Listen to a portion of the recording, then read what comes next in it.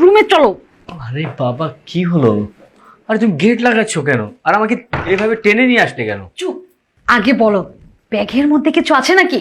হ্যাঁ, ব্যাগে 5 লাখ টাকা আছে। সর্বনাশ, এই টাকা নিয়ে তুমি যাচ্ছ তোমার মার কাছে? মনে আছে আগের দিন কি হয়েছিল? তোমার মা যখন টাকা দেখলো অমনি বললো, বাবা তুই এসেছিস।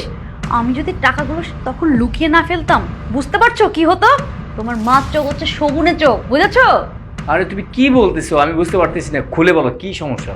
আচ্ছা শোনো, আজ বাড়িতে যা কেলেঙ্কারি হয়েছে তোমাকে আর কি বলবো। ছি ছি ছি ছি ছি ছি।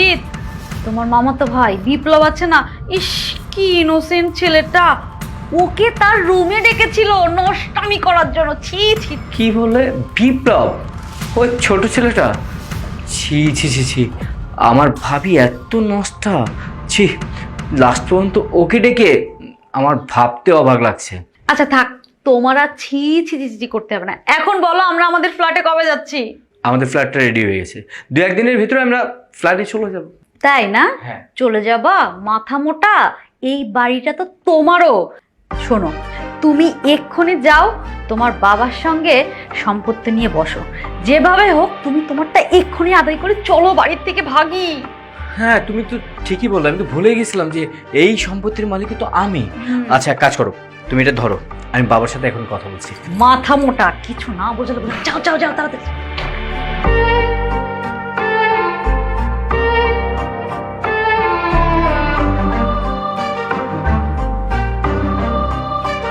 বাবা, বাবা। হ্যাঁ? ও ও রাকিব, কি রে বাবা? কই? তোর বড় ভাবি, তোর ভাবি কোনো অন্যায় করেনি। আমি জানি সে অনেক ভালো, সে কাজ করতেই পারে না বাবা। তোরা তো জানিস তোর ভাবি কত ভালো মানুষ। দেখো বাবা, কে কি করলো না করলো সেটা আমার জানার বিষয় না, আর এটার ক্ষেত্রে আমি ইন্টারেস্ট না। আমি তোমার সাথে দরকারি কথা বলতে আসছি। ও বল। এই সম্পত্তির মালিক যেহেতু তুমি, তাই না? আর এই সম্পত্তির মালিক যেহেতু তুমি, তাহলে বড় ভাইয়া আর আমি এই সম্পত্তির অর্ধেক অর্ধেক ভাগ পাবো। তাহলে আমি চাচ্ছি যে আমার ভাগটা তুমি বুঝা দাও আমাকে। তুমি যেহেতু জীবিত আছো, আমি চাচ্ছি তুমি জীবিত থাকতে আমাদেরকে ভাগটা বুঝা দাও। চাই না আমি যে কোনো গ্যাঞ্জাম হোক আমাদের মধ্যে। কি করলি? সম্পত্তির ভাগটা আমি আমার এই সম্পত্তি একটি কানা করি আমি তোকে দিব না। যদি এই সম্পত্তি দিতে হয় তাহলে আমার বড় ছেলেকে দিব, তোকে দিব না। আমাকে দিবে কেন? তুমি তোমার বড় ছেলেকে দিবে, কারণ তুমি তো বড় ছেলেকে অনেক ভালোবাসো। আর আমাকে তো ভালোবাসো না, আমাকে তো রাস্তা থেকে কুড়িয়ে আনছো, তাই না? আমাকেও না তোমার সম্পত্তির ভাগ লাগবে না। আমি একটা ফ্ল্যাট কিনেছি, ওই ফ্ল্যাটে চলে যাব। তোমাদের এই বাড়িতে আর এক মুহূর্ত থাকবো না। তুমি থাকো তোমার সম্পত্তি নিয়ে, আর তুমি তোমার বড় ছেলেকে নিয়ে থাকো। বুঝতে পেরেছো? হ্যাঁ? আমার শাসায় যায়, আমার শাসায় যায় সম্পত্তির ভাগ দিতে।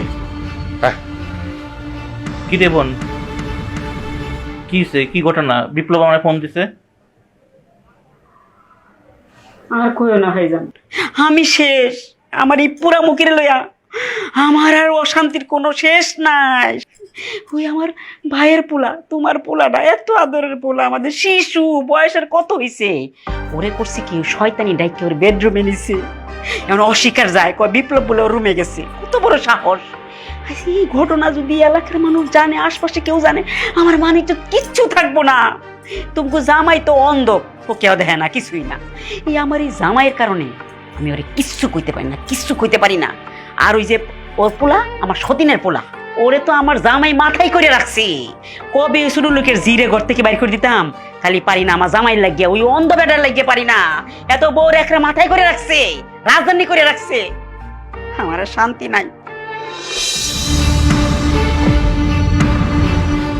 তোর কত বড় সাহস! শেষ পর্যন্ত তো আমার মুখে আনতেও ঘৃণা লাগতেছে। ইচ্ছা করতেছে তোর আমি এখন কলাটি কমাইয়া ফেলাই। না, তোর বিচার আমার মা বাবে করবে। মা! বাবা! মা! কিসে? হ্যাঁ? কিসে রে বাবা? কি রে? কি ভাইয়া? ও বুঝছি, আবার আবার আমার নিষ্পাপ ভাইয়ের ছেলেটাকে তোর বউ তার রুমে ডাকছিল? একদম চুপ।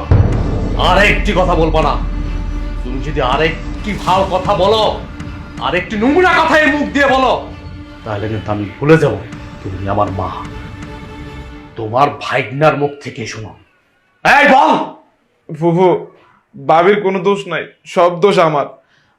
আগের দিন আমি ভাবির রুমে গেছিলাম, আজকেও আমি ভাবির রুমে গেছিলাম খারাপ উদ্দেশ্যে।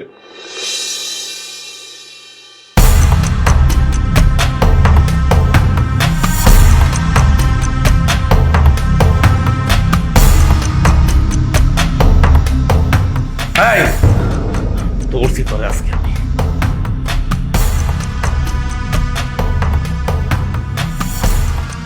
দেখছো, তুমি ঠিকই বলছিলাম। আরে আমি তো জানি তুমি কেমন। চল, এই কথা তুই সবার সামনে বলবি যে তুই আমার বোর করে ঢুকছ আর আমার বোরে তুই টাচ করতে চাইছ। চল। ভাই, আমার মান সম্মান আছে ভাই, আমার ছাইরা দেন, আমি এই বাড়ি থেকে চলে যাম। তোর মান সম্মান আছে আর আমার বোর কোনো মান সম্মান নাই, আমার কোনো মান সম্মান নাই। চল।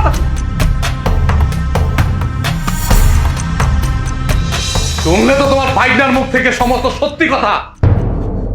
আচ্ছা মা, তুমি আমার পেটে ধরনের সেটা ঠিক আছে, আমি তোমার সৎ ছেলে।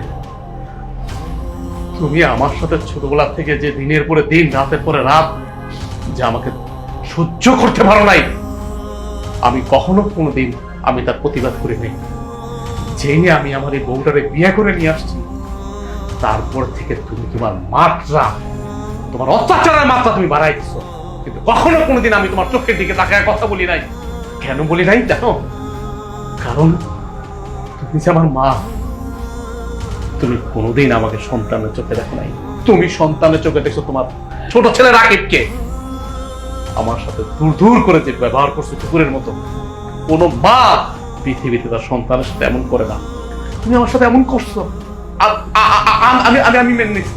কিন্তু আমার এই বউ, সহজ সরল এই বউটা, তুমি বউটাকেও ছাড়ো নাই।